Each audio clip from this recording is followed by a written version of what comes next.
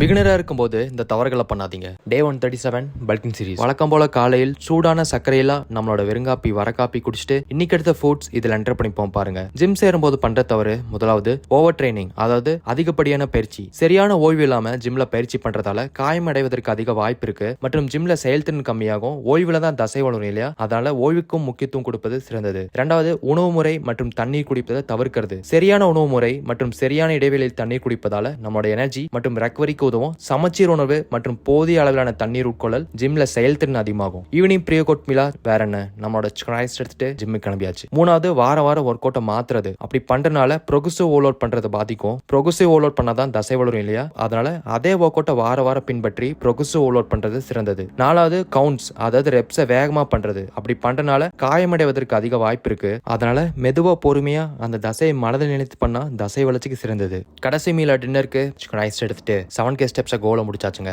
சோதனை இல்லாமல் எந்த சாதனையும் இல்லை. மீண்டும் நாளை சந்திப்போம்.